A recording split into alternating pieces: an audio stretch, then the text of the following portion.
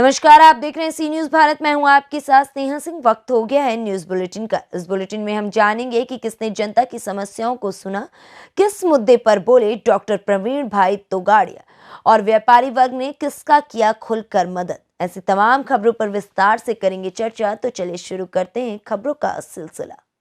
बदायूं जिले के नगर बिसौली तहसील में आज संपूर्ण समाधान दिवस में उपजिलाधिकारी ज्योति शर्मा ने जनता की समस्याओं को सुना एवं संपूर्ण समाधान दिवस में सभी पुलिसकर्मी व अधिकारी नगर बिसौली तहसील में उपस्थित रहे। बदायूं से सीनू संवाददाता चंद्रकांत की रिपोर्ट।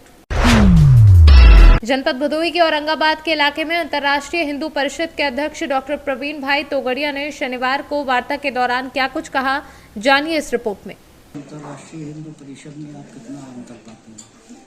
अरे भाई, वह भी मेरी थी, यह भी मेरी थी। एक पुराना घर था तो नया भवन बना लिया है। उसका अस्तित्व अब आप कैसे देखते हैं?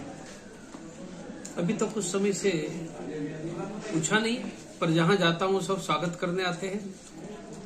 अभी मैं था प्रयाग के बाद तो सब स्वागत करने आए थे, आजमगढ़ में आए थे, यहाँ भी आ रहे हैं सब। मैंने ही खड़े किए लोग हैं।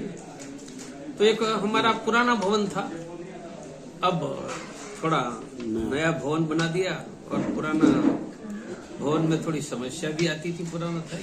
पुराने में क्या समस्या थी, क्या उसको अब इसमें नहीं देख रहे हैं? वह सब आपको थोड़े बताएंगे, ये तो हमारा भाइयों का प्रश्न। मोदी जी के कार्यकाल को आप कैसे देखते हैं? गुजरात में और प्रधानमंत्री के परिवर्तन मैं मूल्यांकन करने का फैसला करूंगा तब आपको ही याद करूंगा। अभी तो यूपी की जनता मूल्यांकन देने वाली। योगी सरकार के कार्यकाल को आप कैसे देखते हैं? हम तो भगवान जोगी और योगियों के समर्थक रहे हैं। समर्थन करना अलग बात है, उनके सरकार के कार्यकाल को किस तरीके से आंकते हैं, कितना नंबर देंगे? अरे उत्तर प्रदेश की जनता नंबर देने वाली है तो मुझे क्या जल्दी है? आपको क्या लगता है वापसी होगी? थोड़ा टफ तो है, परिश्रम करना पड़ेगा। पूरा निश्चिंतता नहीं है, टफ है मामला। ये जाति नहीं बताऊंगा। कल बहुत सीनियर लोग थे तो मैंने पूछा तो 70% वोट देते थे, उन्होंने कहा 40% वोट नहीं देंगे, ऐसा भी है। और जो कहते देंगे ऐसा भी समुदाय है, तो थोड़ा टफ है, मेहनत करनी पड़ेगी। किसको देख रहे हैं आप अपोजिशन? वो तो यूपी की जनता बताएगी। फिर भी आपका आकलन कुछ होगा? अरे जो आएगा सत्ता ऑपोजिशन आपने में, न जाने कितनी सरकारों को बदल दिया है। जो आएगा सत्ता ऑपोजिशन में हमारा ही होगा, इतना याद रखिए। कोई हनुमान जी की पूजा करेगा, कोई राम जी की करेगा। मान लीजिए अखिलेश आ जाते हैं, मैंने कहा कोई हनुमान जी की पूजा करेगा, कोई राम जी का। आपका कोई उनमें स्कोप नहीं है, या राम वाला आएगा या हनुमान वाला आएगा। कोई सत्ता में आएगा, कोई विपक्ष में आएगा, पर आएगा तो राम हनुमान वाला आएगा तो हनुमान, राम हनुमान वाला नहीं, राम या हनुमान। और दोनों हमारे ही भगवान हैं, एक हनुमान का भक्त है, एक राम का भक्त है। भदोही से सीनू संवाददाता जावेद अली की रिपोर्ट। घायल राम यादव को बचाने समाज सेवियों ने बढ़ाया हाथ, व्यापारी वर्ग कर रहे खुलकर मदद, बचे की जान। अनिल बाबू, देखिए एक लड़का जिंदगी मौत के बीच में जूझ रहा है, लड़ रहा है, आप लोग सहयोग कर रहे हैं, कैसा लगता है ये सामाजिक अच्छे कार्य? मानव सेवा ही सबसे बड़ा धर्म है और जहाँ तक होना चाहिए मानव सेवा करना चाहिए, क्योंकि एक व्यक्ति के पीछे 5 परिवार रहता है, उसको भी घर चलाना होता है। इसलिए हम लोग अपने आपस में मिलजुल के थोड़ा बहुत चंदा चिट्टा करके मानव सेवा धर्म निभा रहे हैं, उनका पैर को ठीक कराने का कोशिश कर रहे हैं। ऐसे आगे ऊपर वाले हैं।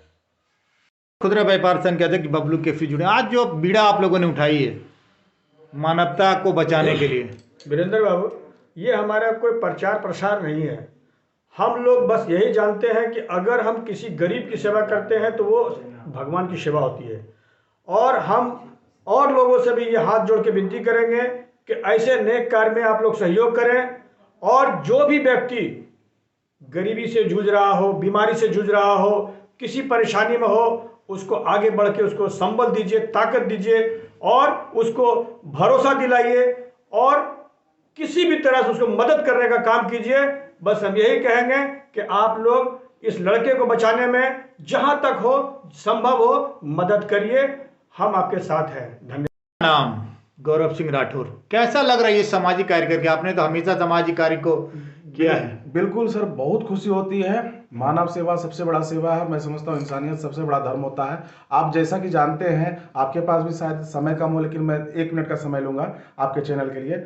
जैसे कि आज हमारे अनिल भैया हैं, बबलू भैया हैं, फूटल कपार जी हैं। हम लोगों ने निरंतर कोरोना काल से, आप देखे होंगे, लगातार सालों साल हम लोगों ने लंगर चलाने का काम किया, एक दूसरे का पूरक बन करके। जब जब झाझा में बड़ी मुसीबत आई है, हम लोगों ने एक साथ एक पंथ पर आकर के काम करने का काम किया है। आज देखते हैं कि बहुत सारे लोग मिल जाते हैं, कभी छोटी छोटी कुछ करके फोटोजबाजी करते रहते हैं। हालांकि मैं उनकी आलोचना नहीं करता हूं, लेकिन मुझे दुख लगता है इस बात का कि जमीन स्तर पे काम होना चाहिए। आज जिस तरह से एक युवक पड़ा हुआ है जिंदगी मौत से और लाखों लाख रुपए खर्चा है, ऐसे में कोई साथ देने वाला नहीं है। ये दुर्भाग्य है। मैं जनप्रतिनिधियों पर भी बोलना चाहूंगा कि कहां है ऐसे जनप्रतिनिधि, लेकिन फिर भी भगवान की असीम कृपा हम लोगों पर है कि हम लोग, देखिए, अनिल भैया ऐसे शख्स हैं, बबलू भैया ऐसे शख्स हैं, के मिस डगी जैसे बबलू सिन्हा जी जैसे शख्स हैं, हमारे फूटल कपार जी जैसे शख्स हैं, पूर्व सैनिक बीके यादव जी जैसे शख्स हैं। खुद आप मीडिया कर्मी, आप भी तन मन धन देकर के लगे हुए हैं, तो सोच सकते हैं कि हम लोग जो बीड़ा उठाए कहीं ना कहीं वो सफल हो गया है और बिल्कुल वो युवा अब चलने फिरने लायक हो जाएगा। इसमें कोई कोताही नहीं है। और जिन्होंने जो सहयोग दिया है, मैं उनके लिए बहुत प्रार्थना करता हूं, उनकी दिन दुगनी रात चुगनी हो। ईश्वर उनको दीर्घ आयु दे, स्वस्थ रखे और इसी तरह मानव सेवा में हम लोग काम करते रहे। हम लोग को नेता नहीं बनना है, हम लोग को झाझा का बेटा, जिला का बेटा, समाज सेवी के रूप में, सामाजिक कार्यकर्ता के रूप में ही काम करना है बस। विनोद यादव और फुटल कपार जुड़ी लगातार आपने देखा होगा, क्योंकि आपने भी कई ऐसा काम करने का काम किया थे। कहीं न कहीं क्या अपील करना चाहेंगे उन सामाजिक लोगों से जिनके पास भगवान ने दौलत दी है?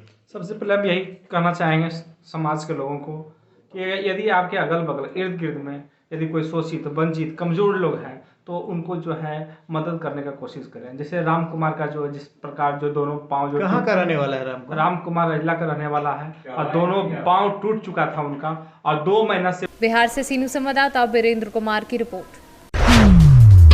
मल्लावा कोतवाली कार्यक्रम में नृत्य के दौरान अवैध तमंचे से फायर करने के चलते एक बालक की गोली लगने से इलाज के लिए ले जाते समय मौत हो गई और दूसरा गंभीर रूप से घायल हो गया।